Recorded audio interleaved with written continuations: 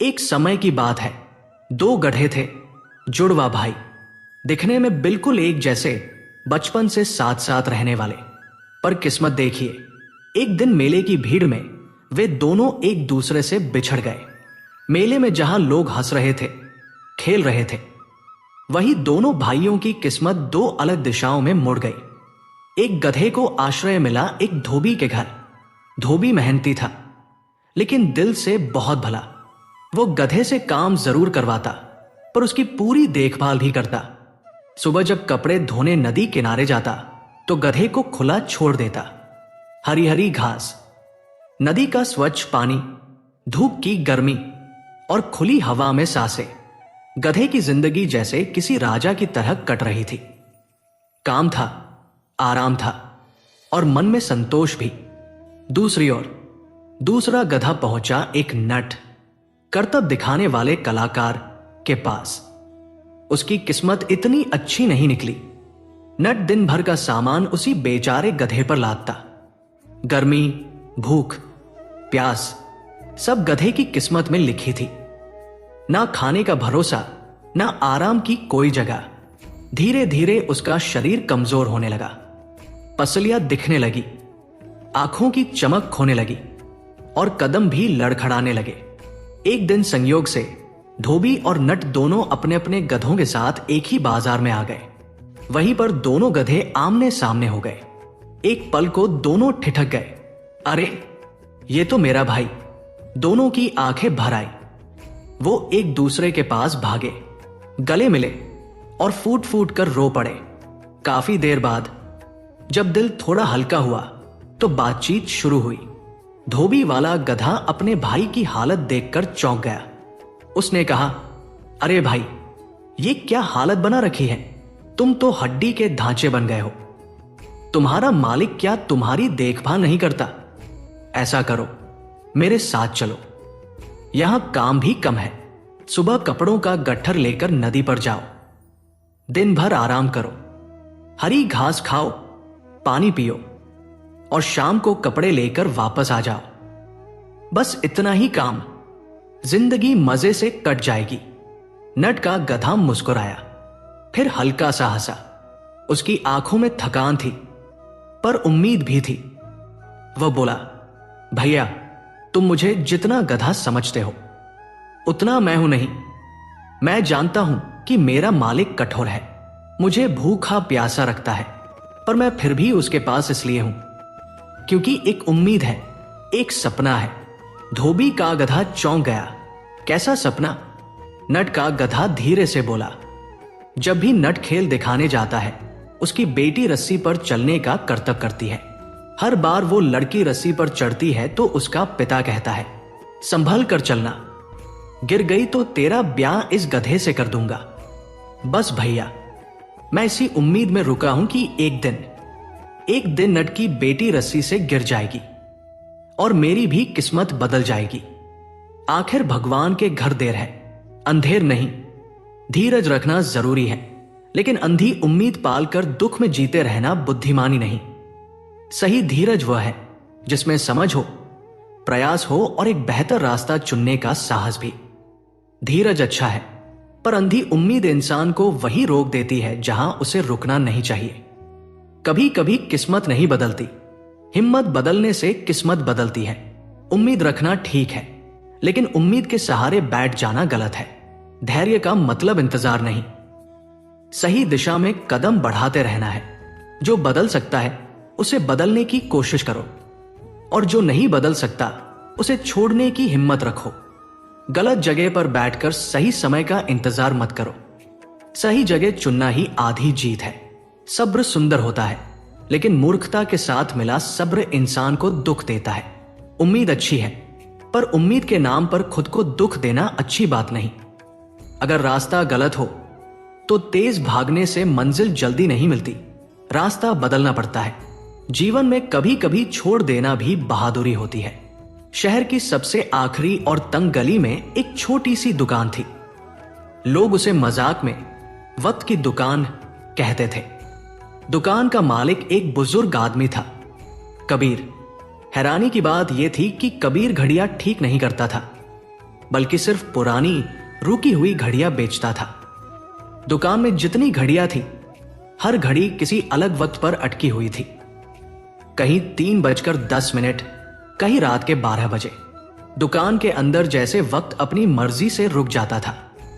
एक शाम बहुत तेज बारिश हो रही थी।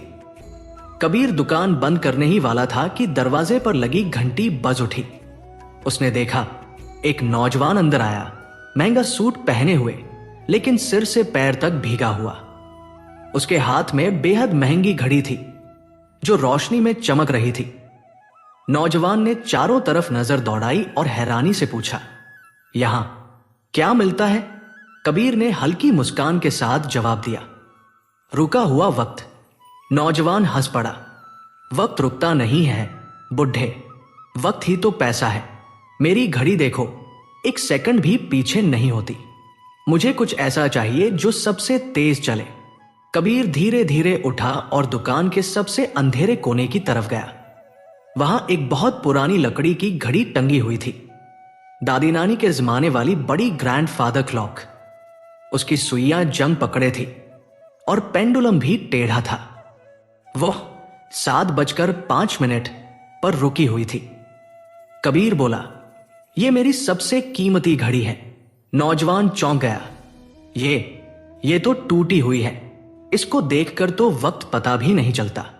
कबीर ने घड़ी पर जमी धूल को बड़ी नरमी से साफ किया और शांत आवाज में बोला, बेटा, जो घड़ियां चलती रहती है ना, वो सिर्फ ये बताती हैं कि तुम कितना वक्त खो रहे हो, कितना बीत गया। फिर उसने उस रुकी हुई घड़ी की ओर इशारा किया। लेकिन ये घड़ी, यह उस पल पर रुकी है जिसे इस घर के मालिक ने हमेशा के लिए संभाल कर रखा था। यह उस आखिरी पल की याद है जब वो अपने परिवार के साथ बैठकर हंसा था।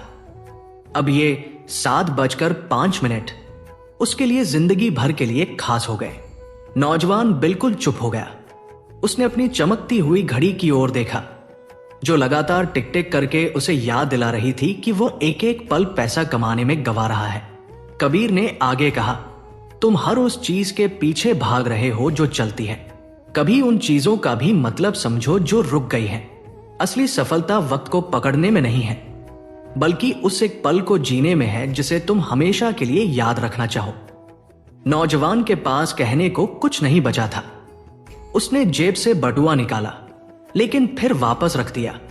उसे समझ आ गया कि इस दुकान में बिकने वाली चीजें पैसे से नहीं, समझ से खरीदी जाती हैं। वो बिना कुछ खरीदे दुकान से निकल गया।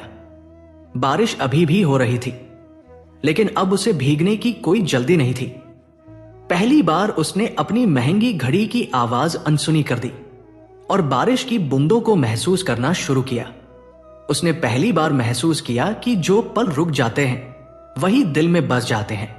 चीजें जितनी तेज चलती हैं उतनी जल्दी खो जाती हैं। यादें रुककर दिल में बस जाती हैं। जहां दिल ठहर जाए वही पल सबसे कीमती होता है। तेज चलती घड़ी अमीर बना सकती है, पर रुका हुआ पल खुश बना देता है। कुछ पल पैसे से नहीं खरीदे जाते, उन्हें बस महसूस किया जाता है। वक्त की कीमत जानने से पहले पल की कीमत समझो। अगर जिंदगी सिर्फ भागने में बीत जाए तो जीने का वक्त कब मिलेगा? कभी कभी रुके हुए पलों में इतना सुकून होता है कि पूरा जीवन छोटा लगने लगता है। महंगी घड़ी जरूर लो, लेकिन महंगे पल कम से कम एक बार जरूर जियो। दुनिया में हर चीज तेजी से मिल सकती है, सिवाय सुकून के। वक्त नहीं रुकता, पर कुछ पल ऐसे होते हैं जिन्हें दिल उम्र भर रोक कर रखता है। एक बहुत बूढ़े चीनी संत थे। उम्र इतनी हो चुकी थी कि उन्हें महसूस होने लगा कि उनका आखिरी समय करीब है। जाने से पहले वे अपने सभी शिष्यों को अपने पास बुलाना चाहते थे, ताकि उन्हें एक आखिरी सीख दे सके। जब सारे शिष्य आ गए तो संत ने शांत आवाज में कहा, जरा मेरे मुंह में देखकर बताओ, मेरे कितने दांत बचे हैं? शिष्यों ने एक एक करके संत के मुंह में देखा और सभी ने कहा, गुरुदेव, आपके सभी दांत तो कई साल पहले ही गिर चुके हैं। संत हल्के से मुस्कुराए और बोले, ठीक है, अब बताओ। मेरी जिह्वा, जीभ तो अभी भी है ना? सभी ने कहा, हाँ गुरुदेव, वो तो है। संत ने फिर पूछा, ये कैसे हुआ? जीभ तो जन्म से है, दांत बाद में आए थे। अगर कोई चीज बाद में आती है तो उसे बाद में ही जाना चाहिए, लेकिन यहां तो उल्टा हो गया। दांत पहले चले गए, जीभ अभी भी है। ऐसा क्यों हुआ? शिष्य चुप रहे। संत ने गहरी सांस ली और बोले, मैंने तुम्हें यहां इसी बात के लिए बुलाया है। जीभ आज तक इसलिए बची हुई है क्योंकि ये नरम है, इसमें जरा भी कठोरता नहीं। और दांत इसलिए टूटकर गिर गए क्योंकि वे बहुत कठोर थे। कठोरता ही उनकी समाप्ति का कारण बनी। मेरे बच्चों, अगर जीवन में लंबा चलना है, शांत रहना है, खुश रहना है, तो नरम बनो, नम्र बनो, कठोर मत बनो। इसके बाद संत ने जीवन में नम्रता का महत्व समझाया। नम्रता रिश्तों को मीठा रखती है। जब हम दूसरों से प्यार से और सम्मान से बात करते हैं तो लोग भी हमारे करीब आते हैं और हमें पसंद करते हैं। इसके विपरीत कठोर व्यवहार से लोग दूर हो जाते हैं और रिश्तों में दूरी पैदा हो जाती है। नम्र व्यक्ति कठिन हालात में भी समझदारी से काम लेता है और समस्या का हल ढूंढ लेता है, जबकि कठोर इंसान हर बात पर टकराव पैदा कर देता है। नम्रता हमें सम्मान भी दिलाती है, क्योंकि विनम्र लोग हमेशा दिलों में जगह बना लेते हैं। यही कारण है कि संत ने अपनी आखिरी शिक्षा में कहा, नम्रता जीवन को आसान, शांत और सुंदर बनाती है और कठोरता जीवन में तनाव और परेशानियां बढ़ाती है। नरमी कमजोरी नहीं, समझदारी होती है। जोर से बोलना बहादुरी नहीं, प्यार से बोलना असली ताकत है। कठोरता से मन टूटते हैं और नरमी से मन जुड़ जाते हैं। नम्र लोग कम बोलते हैं, पर उनकी बातें सीधे दिल में उतरती हैं। जो झुकना सीख लेता है, जीवन उसे कभी गिरने नहीं देता। कहानियां सिर्फ कहानियां नहीं होती, वे आईना होती हैं जो हमें खुद से मिलवाती है। फिर मिलेंगे दोस्तों, एक नई कहानी, एक नई सीख के साथ। तब तक मुस्कुराते रहिए और अपने विश्वास को जिंदा रखिए।